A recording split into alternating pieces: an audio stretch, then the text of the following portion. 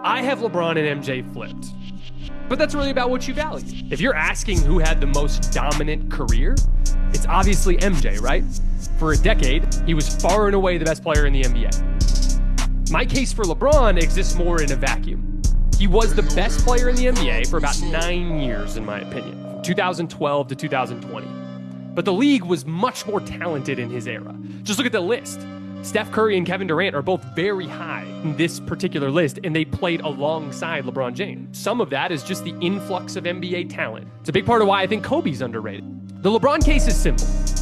Out of any player in NBA history, if you were starting a franchise from scratch and you had that player for the entirety of his career, which player would give you the best chance to win the most championships?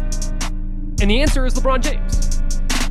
First of all, he's one of the top 5 offensive engines in the history of the game. So a guy who can run action and make the reads that sets up role players with a player sprinting at them or with an opening rather than against a set defender.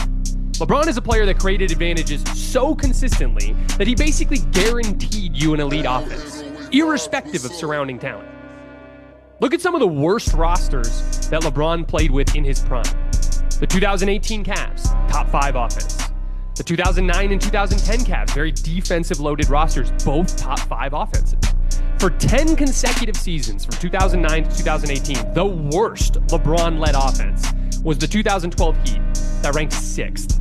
Every single other offense he led in that stretch was top 5. He is one of the greats in terms of generating offense in the NBA. And then in the other end of the floor, LeBron was one of the most versatile defenders in the history of the sport. Protecting the rim on the back line, like he did in the Spurs series, meeting Thiago Splitter at the rim, or in the Warriors series where he blocked 9 shots over the final 3 games. He guarded Derrick Rose down the stretch of the 2011 Eastern Conference Finals as a perimeter threat. You needed him to rebound.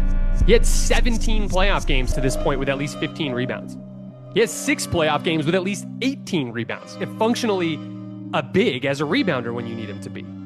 Or if you just need him to make a superhuman transition play, he's always able to fill whatever defensive role the team needs.